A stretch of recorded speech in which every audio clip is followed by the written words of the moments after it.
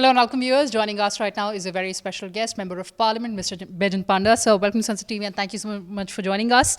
You led a very important delegation to very important countries like Saudi Arabia, Kuwait, Algeria, Bahrain. So tell us about your experience and the biggest takeaways for you. The experience was fantastic. You know, we had this group that represented the true India, the true Bharat. The 8 of us were from different regions. We spoke different mother tongues. We are from different parties. And between the 8 of us, there were 5 religions. And yet we all spoke in one voice, and it was for India. One of the reasons the experience was excellent was that our Prime Minister, Modi ji, has worked incessantly for the last 11 years all over the world, but especially in this part of the world, the Middle East, Gulf countries, West Asia, which traditionally had been neglected. They said so. But our Prime Minister had built phenomenal relationships with the leaderships of those countries. And the bilateral relationships with these countries have transformed. So we were very pleasantly surprised at how close we were in outlook. Now, these are all Islamic countries, and Pakistan for decades has cultivated them and tried to use that as a weapon, really. But over the last many years, these countries and Pakistan have diverged in many important ways. Yes. So these countries have seen tremendous internal reforms. They have cracked down very hard on jihadism, against fundamentalism. Pakistan has done just the opposite. Now, these countries have been the victims of terrorism, of Al-Qaeda, of ISIS, and have taken very strong action, similar to what we have taken. So they understand where we are coming from. Now, Pakistan is a state sponsor of terrorism. And finally, one more thing. Some of these countries have helped Pakistan in past years, financially. Now, Pakistan has taken that money and misused it. While these countries themselves have developed roads, schools, hospitals, Pakistan has not developed. It has tens of millions of children who are not in school. And this money has been diverted and used for terrorism. And most importantly, these countries, some of these countries, are on the UN Security Council, which has sanctioned some of these terrorists who are openly operating in Pakistan. Also, some of these GCC countries are on the FATF task force, the Financial Action Task Force, which had sanctioned Pakistan and put it on the grey list for some years. That's when terrorism had gone down. Now, so they completely understand what Pakistan is and what we are, and they have a completely different view. So it was a very, very good experience. So did the sense prevail that terrorism doesn't understand boundaries, it has no religion, and one has to come together to fight this menace? We must understand that Pakistan is sponsoring terrorism which is intended to create disharmony within India.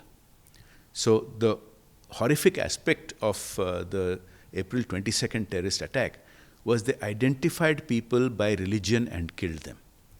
Now, again, let me emphasize, these are Islamic countries that we visited, and they not only don't subscribe to this philosophy, they are very strict against terrorism. You know, they've all suffered from terrorism, but one of these countries, Algeria, has actually had attacks by terrorists trained in Pakistan, Peshawar, in the 1990s. So they are very clear that there has to be zero tolerance for terrorism.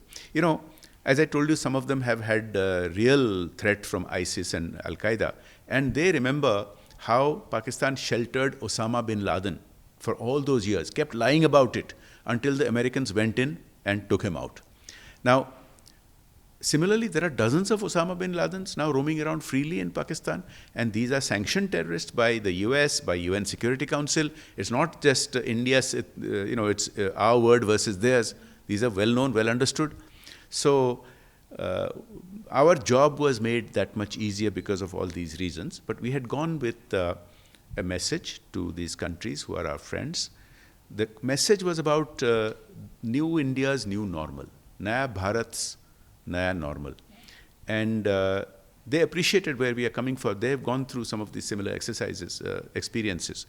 And under the Modi government, this decision that we can't sit tight while they kill Indians, which we did in the past, we've tried everything. We've tried treaties, we've tried cricket diplomacy, we've tried bus diplomacy, we've had agreements with them on land and water, but they've misused all of that. So the fact that we will hit back, the fact that we will target terrorists, we don't want to target Pakistani civilians, and we will not escalate on to hitting their armed bases until they do the same. Also, we have got another element to our fight against terrorism, which is Operation Sindoor, which is economic sanctions. It's about stopping trade. It's about stopping visas, shipping, water. And all this, as our Prime Minister has articulated, they're kept in abeyance. That's because, we have nothing against the people of Pakistan. We want that the Pakistani establishment, its army, must mend its ways, must give up its policy of sponsoring terror. And then we will respond with enormous friendship. The Prime Minister has tried very hard. He's invited them, he's gone there, he's appealed to Pakistan to say that let's not fight each other, let's fight poverty together. That's what we want to nudge them into moving towards. So that's a very legit point that you're making. And before we wrap up this conversation, tell us about the perception of Operation Sindoor in these countries. Pakistan has a massive propaganda operation. They try to claim that they've done so many things and all that. The reality is, people also understand these countries, they understand Pakistan very well. They also known Pakistan for a very long time. They see Pakistan as a problem child. They see India as an opportunity, as a fantastic opportunity, fourth largest economy in the world. They want to be associated with us for economic ties and military ties. By the way, the Modi government has entered into military cooperation with some of these countries, and we are already having joint military exercises. And they want to cooperate with us on international fora, and they want to take a stand against terrorism. So all this goes very well. So they understand Pakistan's propaganda. Pakistan is a country, its history books still say that they won 1971 war. I mean, they can't explain to their children how they lost East Pakistan, which is now Bangladesh. But they claim they won all the wars, despite the whole world knowing better. So this is a standard Pakistani tactic. Make a horrible attack through terrorists, then claim innocence, then try to have nuclear blackmail, get the world worried that nuclear blackmail has been exposed. Our new normal means retaliation has cost them very heavily. They also realize that Pakistan's claims against us are backed up by nothing. Their own minister is saying, look at social media. Whereas India's very measured, very pinpointed attacks right from the beginning have been backed up by satellite imagery, by photographs, and now it's all coming out. Now the Pakistani, many politicians, many journalists, many opinion makers are themselves coming out. Just a day or two ago, they have said that actually India hit 7 more places than what was admitted earlier.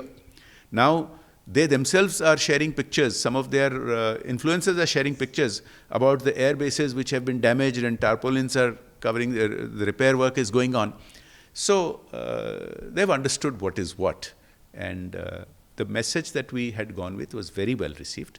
Our intention also that it should not be just that Pakistan does something and there's a flare up and that's when the world gets interested. They must be prevented from recurring and prevented from moving away from this kind of policy.